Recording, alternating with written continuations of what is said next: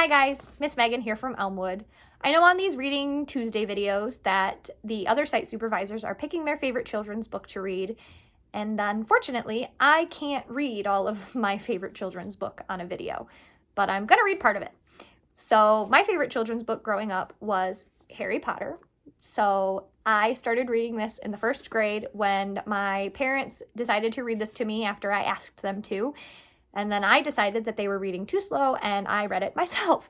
It was the main thing for me to get into reading, and it is a series that I think all families should at least try, or you should find something like Harry Potter for your family that works to all read together. It's something that I bonded with my family, and it's something that I hope that you guys get to share with yours. So I'm going to read a little bit from the first chapter, but first I want to talk about how to get into a book like this. This is a lot bigger than your average children's book, and there are 7 of them. I know that most of you are probably familiar with the movies, but the books are a lot different, and reading them is a lot different than watching them. So a couple of things that you should know. It kind of can get a little scary sometimes. There are monsters, there are bad guys, there are a whole bunch of different things that can be a little scary for younger kids. So just be prepared if you're going to read a book like this that you should probably do so with your parents and that you know that it's not real. Another thing is that there's going to be a lot of funny words, a lot of weird names, so you just kind of have to go with it. Everything is explained eventually, but not by me because I'm only reading a part of it. But mostly with this book, you just have to realize that it is full of magic and it is its own world, and that can be a lot. But I promise you, it's worth it.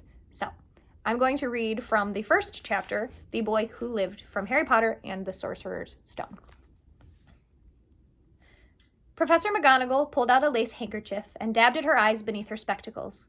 Dumbledore gave a great sniff as he took a golden watch from his pocket and examined it. It was a very odd watch. It had 12 hands but no numbers. Instead, little planets were moving around the edge. It must have made sense to Dumbledore, though, because he put it back in his pocket and said, "Hagrid's late. I suppose it was he who told you I'd be here, by the way?" "Yes," said Professor McGonagall, "and I don't suppose you're going to tell me why you're here, of all places?" "I've come to bring Harry to his aunt and uncle. They're the only family he has left now." You can't mean the people who live here," cried Professor McGonagall, jumping to her feet and pointing at number 4. "Dumbledore, you can't. I've been watching them all day.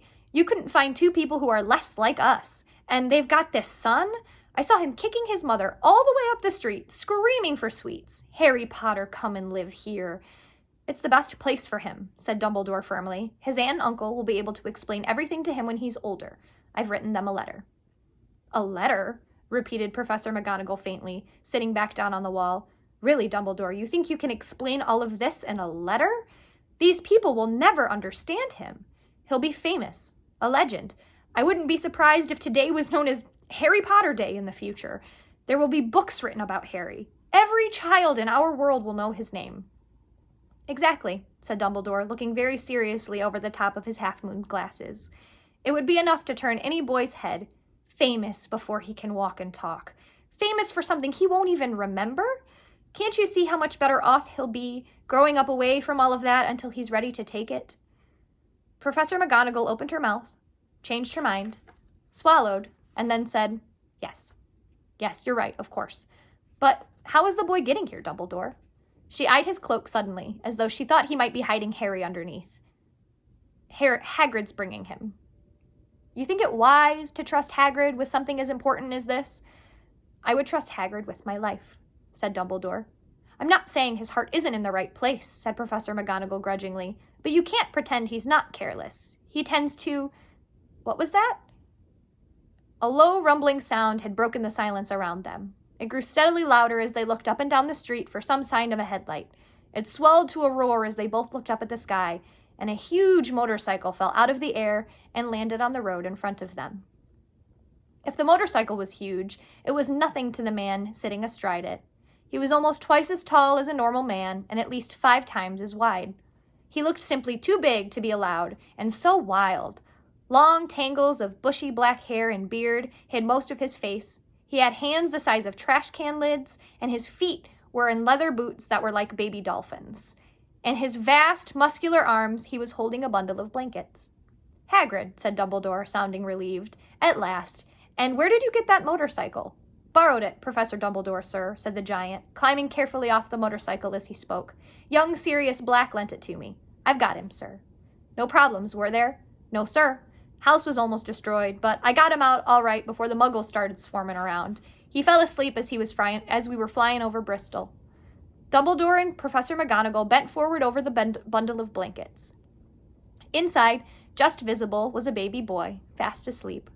Under a tuft of jet black hair over his forehead, they could see a curiously shaped cut, like a bolt of lightning. Is that where?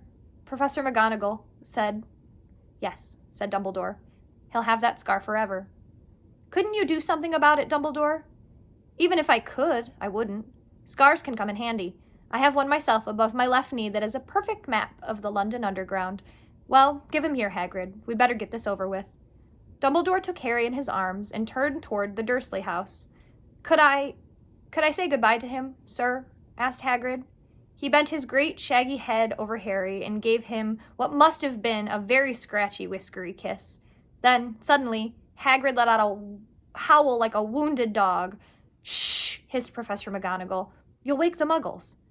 Sorry, sobbed Hagrid, taking out a large spotted handkerchief and burying his face in it. But I can't stand to see it. Lily and James and poor little Harry off to live with muggles. Yes, it's all very sad, but get a grip on yourself, Hagrid, or we'll be found, Professor McGonagall whispered, patting Hagrid gingerly on the arm as Dumbledore stepped over the low garden wall and walked to the front door. He laid Harry gently on the doorstep, took a letter out of his cloak, tucked it inside Harry's blankets, and then came back for the other two. For a full minute, the three of them stood and looked at the little bundle. Hagrid's shoulders shook. Professor McGonagall blinked furiously, and the twinkling light that usually shone from Dumbledore's eyes seemed to have gone out. Well, said Dumbledore finally, that's that. We've no business staying here. We may as well go and join the celebrations. Yeah, said Hagrid in a very muffled voice. I'll be taking Sirius's bike back. Good night, Professor McGonagall. Professor Dumbledore, sir. Wiping his streaming eyes on his jacket sleeve, Hagrid swung himself onto the motorcycle and kicked the engine into life. With a roar, it rose into the air and off into the night. I shall see you soon, I expect, Professor McGonagall, said Dumbledore, nodding to her. Professor McGonagall blew her nose in reply. Dumbledore turned and walked back down the street. On the corner he stopped, took out the silver put-outer. He clicked it once, and 12 balls of light sped back to their street lamps so that Privet Drive glowed suddenly orange, and he could make out a tabby cat slinking around the corner at the other end of the street. He could just see the bundle of blankets on the step of number 4. Good luck, Harry, he murmured. He turned on his heel, and with a swish of his cloak, he was gone. A breeze ruffled the neat hedges of Privet Drive, which lay silent and tidy under the inky sky, the very last place you would expect astonishing things to happen. Harry Potter rolled over inside his blankets without waking up.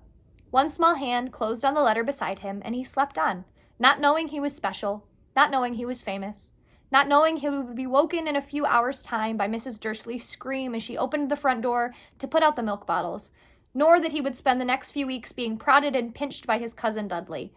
He couldn't know that at this very moment, people meeting in secret all over the country were holding up their glasses and saying in hushed voices, to Harry Potter, the boy who lived. I'm sorry that was a little rough, but that was my favorite book, Harry Potter, the excerpt from The Boy Who Lived, the first chapter from Sorcerer's Stone. I hope that you guys enjoyed it, and I hope that you guys stay safe. See you soon.